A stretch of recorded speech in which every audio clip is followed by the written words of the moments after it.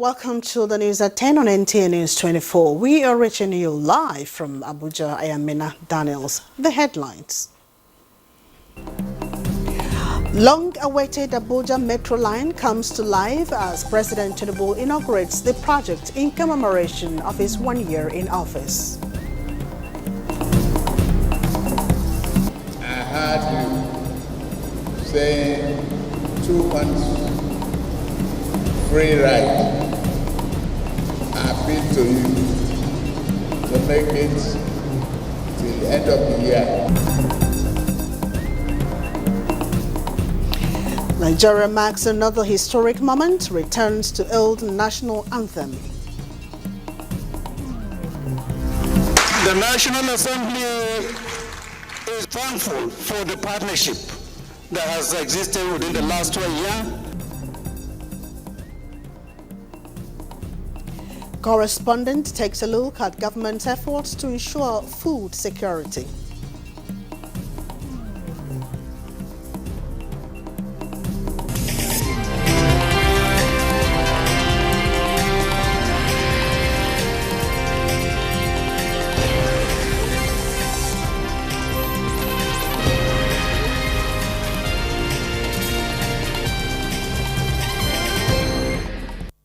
President Bola Tinubu has inaugurated the long-awaited Abuja Rail Mass Transit to commence commercial operation.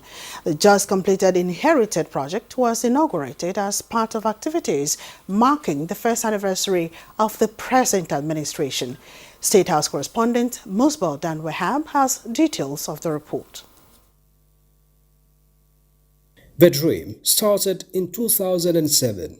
And it was getting close to its realization with trial operation before the rage of COVID-19 in 2020. Abuja Rail Mass Transit System was also a casualty of the pandemic and subsequent vandalization. And then came the man with a renewed hope. The landlord of Abuja, stake at it. I want to ride on your metro line. If I ask for free land, don't give me. But deliver the metro line for the good and the greatest number of Nigerians. The humble request was taken as serious directive as the FCT minister embarked on the critical assignment. And in 9 months, Mr. Project has delivered the much-anticipated project. The Rail Mass Transit System, now fully rehabilitated, ready for full operations and with the capacity to convey about 9,800 passengers per day. For me, today is the happiest day. We are talking about the New Hope agenda. What is the New Hope agenda? Giving back hope to the people. That's what it means. So it is a reality. What you are saying today is a reality. People will not be happy that I can come to the city and go back. Those who want to watch football match will take the train down to the next train station, walk down to the Moshood Abiola Stadium, finish the match, go back to the train station, and go back to their houses. So when people talk about the New Hope, it's as if it is just mere talk. It's a reality. I want to use Abuja to showcase that the New Hope agenda is real, is working, and is practical. Mr. Project, I say thank you very much. Pleased and fulfilled, President Bola Tinubu commended the Nyesom Wike-led FCT administration, describing the achievements as a demonstration of serious commitment to value that all must embrace. Today, what we have in the Federal Capital Territory is another piece of evidence that we are a government that delivers on promises. Abuja Light Rail Metro stands as a symbol of progress, connectivity, inclusivity.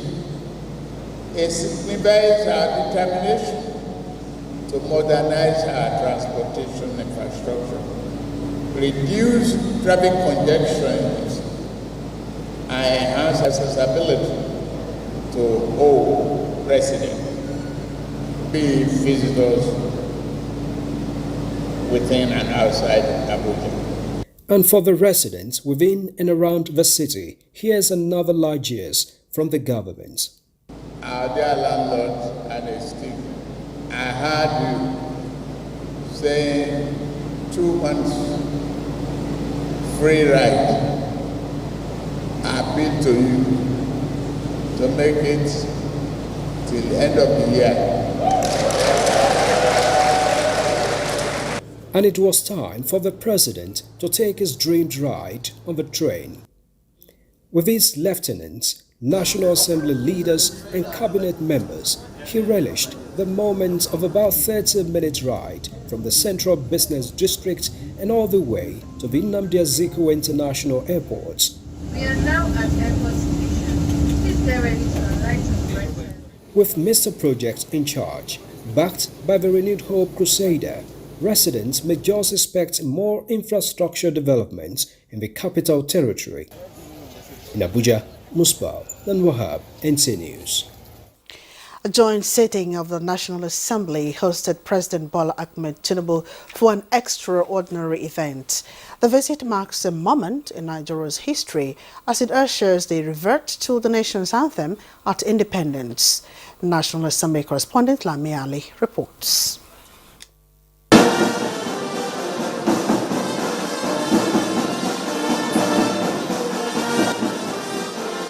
A brief visit of profound and lasting impression. It marks a new chapter in Nigeria's history as it features rendition of the anthem, Nigeria We Hail Thee, with Nigeria's first 4 citizens.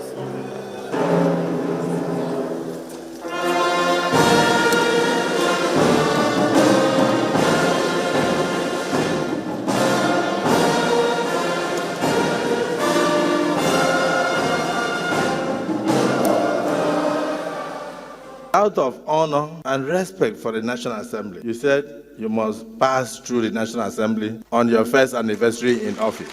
Of all the significant things you have done, I think one of the most profound is to take us back to our genealogy. Though we may have different tongues, in brotherhood we all stand. The presiding officers of Nigeria's bicameral legislature expressed pride on the achievements of President Bola Tinubu as he marks 1 year in office. We in the National Assembly are very, very happy with your report card, with your performance so far.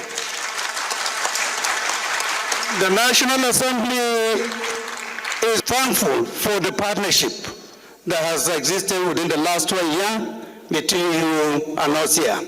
And to assure you as well that the National Assembly will always be supportive of your noble objectives. The presiding officers restated commitments to collaborate with the executive for the progress of the country. Coming from the President of the Senate is the assurance that the 2024 supplementary budget to be forwarded as announced by the President will, as usual, receive expeditious passage. At the end of the ceremony, some lawmakers shared perspectives on the contextual connotation of the new anthem. That prayer in paragraph 3 says, "O God of creation, grant us this one request." That prayer is in line with section 14 of Nigeria's present constitution, which provides for federal character, that anything you do in government, you must reflect the interests of all parts of the country. This is what we are hoping. We hope it will ginger. We hope it will bring our conscience back to our nation. We are thinking that it will help in promoting the thinking toward the Republic.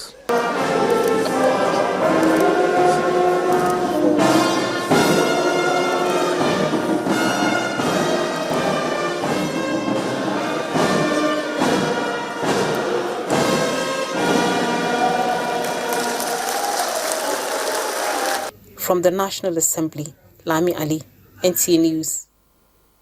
And prior to the joint session of the National Assembly, the House of Representatives observed a special May 29 plenary where lawmakers described 25 years of unbroken democratic rule as a remarkable landmark for Nigeria. National Assembly correspondent Mitaire Ikben reports that members of the House took turns to lend their voice on the gains, challenges and expectations from Nigerians' democratic journey. Deputy Speaker Benjamin Kalu yields the floor to members for their thoughts on 25 years of sustained democracy, and for lawmakers the experience has been a mixed bag. It's not what we expect to be. Get a taste of authoritarianism, dictatorship and fascism, and you will know that what we have is setting a road path to a better society. We have had prophecies that the country was likely not to survive some of our elections, but here we are. Here we are as servants in the temple of democracy. We allow debates openly and give and take. That is democracy. In those days, under the military rule, you dare not stand up to talk. They advocate more commitment to the welfare and well-being of citizens. We should be looking at celebrating access to health care. A lot of insecurity issues ranging from kidnapping, from bandits, herders. And if we are saying that we are practicing democracy, then there should be freedom and the same law, constitution that govern one part of Nigeria should also govern the other part of Nigeria. Local government independence in Nigeria is one issue that must not be negotiated. A motion of urgent public importance over renewed banditry in Katsina State led the House to a resolution calling for additional security measures to protect lives and property across the country. On Sunday, 26 May 2024, gunmen attacked Mbola Mido, Gugawad, Bakuro local government at 6:30 p.m. The House resolved to investigate the retrenchment of 600 staff of the CBN, as well as boundary dispute among communities in Osun and Oyo states. In all, lawmakers agreed that Nigeria's democracy is work in progress and that 25 years of uninterrupted democratic rule should instill a sense of pride in citizens and a greater commitment to nation building. From the National Assembly, Mitaire Ikben, NTA News. And now to the documentary on the first year anniversary of President Bola Tinubu in office. The budget that I glimpsed before I assumed office and what I've had is that no provision is there for fuel subsidy. The fuel subsidy is gone. It's marking the one-year anniversary of President Bola Ahmed Tinubu's administration. NTA continues transmission of President Bola Ahmed Tinubu documentaries tonight from 8 p.m. 2 documentaries, Reconnecting with the World, President Tinubu's Diplomatic Shuttles, and Women Inclusion, First Lady's Involvement, will be aired today between 8 and 9 p.m. You're still watching the news at 10 and 19 News 24. We have more reports after the break. Glad to have you back. The Minister of Marine and Blue Economy says the ministry has achieved 92% of wrap-up revenue for the government in the last year and is poised to do more. The minister gave this submission at the ministerial briefing in Abuja. Let's join Vivian Ezade for the report. Breaking down the achievements of agencies under the Ministry of Marine and Blue Economy, the Minister Gbenga Oyetola attributed increase in revenue performance to incoming vessels and the strategic investment in port infrastructure in the last 1 year. Transparency and accountability in government business is responsible for the successes recorded so far, the Minister re-emphasized. Within the past 1 year, the ministry has moved to fast-track implementation of the Deep Blue project. 7 armored patrol boats have been provided for flag state, port state, and coastal state operations. The Marine and Blue Economy Minister also shed light on the modernization and rehabilitation of ports across the country, especially the inland dry port, expected to decongest the seaport and increase the performance of Nigeria in the Sahel trade. Some of the key achievements of the agency as regard port efficiency within the past year include the following: port community system, revenue enhancement. We are in the final stage of implementation for the port community system that will automate port processes and enhance revenue earnings. The Lagos-Calabar Coastal Highway, he added, will boost tourism and facilitate trade in the blue economy because of its economic opportunities in the coastal areas, and will also create job opportunities for Nigerians. We've equally increased the number of placements of Nigerian seafarers on board vessels by 23%. We are developing courses on coastal and maritime tourism, biodiversity conservation, ship finance and management through the Oron Maritime Institute. The minister also highlighted the benefit of fishery, which he explained is a sure way of creating jobs and rid poverty through the value chain. Development of fishery policy is ongoing. We are collaborating with private sector to establish fish harbors and terminals. We are currently working to establish our fish harbors and terminals through PPP arrangement.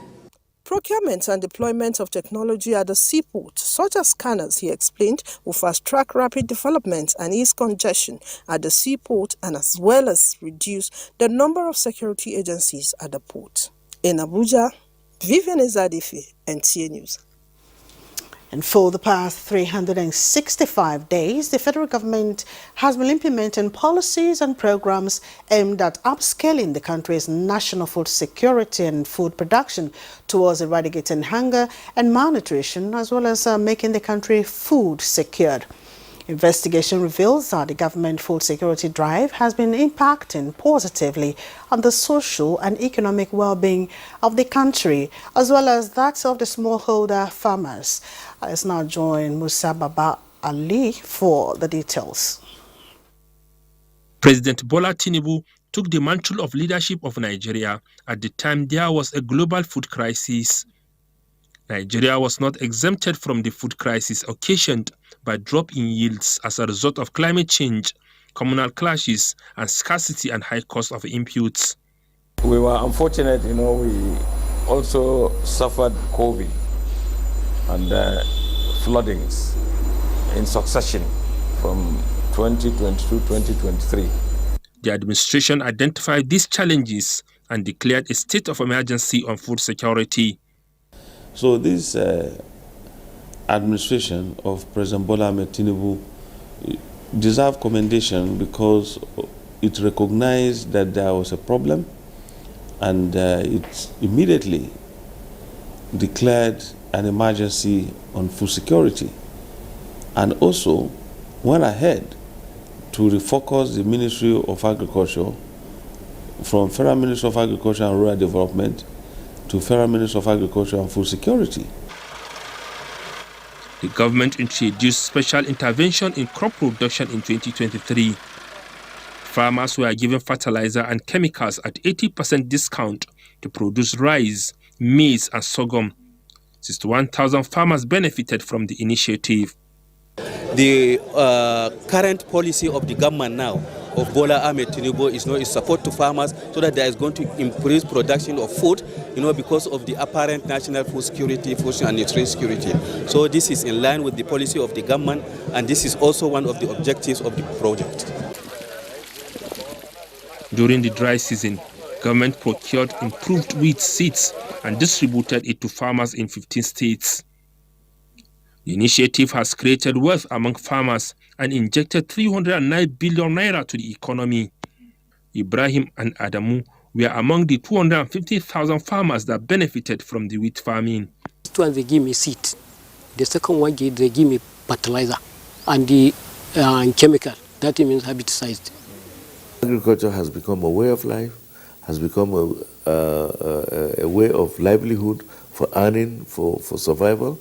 And we have to develop that culture of good agronomy practices so that we can increase the yield. A major reform was introduced in the seeds value chain, which has given Nigeria international recognition. More than 300 new varieties of seeds were released during the year under review. And for the first time, the National Seed Council, the Agricultural Research Council, and the Research Institute were challenging them because the national seed system of every country has a structure and a framework. So right now, for the first time after so many years of abandonment, we are reviving the national seed framework. The Federal Ministry of Agriculture and Food Security has also distributed 45,000 metric tons of assorted food as directed by the President. The food items were handed over to states for distribution to vulnerable Nigerians for free. Musa Baba Aliyu, NTA News. Negotiations have continued between the federal government and the organized labor to reach a fair and realistic new national minimum wage. The Abuja School of Social and Political Thought has attempted to dissect the complexities of arriving at a figure on which all parties can agree. This was at a policy dialogue in Abuja, and Dennis Adenguloye was there. Giving a history of the minimum wage in Nigeria, Director of the Abuja School of Social and Political Thoughts, Dr. Sam Amadi, highlights the dwindling value of the minimum wage since the early 80s due to the economic differences and dynamics over the years. He explains federal government's reasoning behind the proposed amounts and how it would be unrealistic as well as detrimental to the country's economic stability should there be an increase in the current climate. There is a price at which demand and supply of labor meets. So if the price is X, if you increase to X plus 1 or X1, it means that typical firms will either sack some workers, refuse to employ more workers, or actually shift production from labor to capital intensity. So for example, let's use where we are today. Let's assume there are 4 cleaners who clean this place. If you increase the minimum wage to a certain level, the argument is that they probably will reduce to two workers to machine, and the result would that be unemployment. And that's what forms the reluctance of government to increase minimum wage. Research conducted by the school identifies key factors in determining the minimum wage, which include the basic essentials that the average Nigerian family needs to escape poverty. And as drawn up by the National Bureau of Statistics, these are daily needs of which the costs are identified. The Abuja School of Social and Political Thought is therefore advocating a human development or a quality of life approach that identifies critical daily needs of Nigerians. This, the school says, should form the base, which is followed by the cost of living adjustment, COLA, that re-indexes the identified benchmark to inflation every year. It's a question of social justice at the end, and I do believe that only a social just society long-term can prosper and will be stable. They call for activation of Section 2 of the Constitution, which says people have the right to a living wage that enables them to live above poverty. In Abuja, Dennis Adegunloye, NTA News. Nigeria's security situation and strategic approach to addressing emerging threats are receiving more proactive attention. The Minister of Defense, Mohammed Badr Abubakar, said this during a high-level discussion on global security and strategies at the Schoolman Security and Defense Forum in Brussels, Belgium. The minister said measures adopted by the president include strengthening of regional and international security partnerships, signing of the Defense Industries Cooperation of Nigeria DICOM Bill 2023 to enhance local defense production and reduce reliance on foreign arms imports, launch of the Nigerian Navy new warships NNS Gusau to strengthen maritime security and protect the nation's territorial waters. Similarly, approval for a comprehensive national security strategy to tackle emerging security threats and challenges, increase in military funding to enhance personnel welfare, training and equipment, and the introduction of a new counter-terrorism policy to combat Boko Haram and other terrorist groups were granted by President Bola Tinubu. Critical dialogues are the forum aimed at enhancing international security cooperation to address contemporary defense challenges. The Schoolman Security and Defense Forum brings together EU Ministers of Defense, representatives from partner countries, international and regional organizations, think tanks and academia to exchange views on common security challenges and responses. And that concludes the news at 10 on NTA News 24. Many thanks for watching. I am Mina Daniels.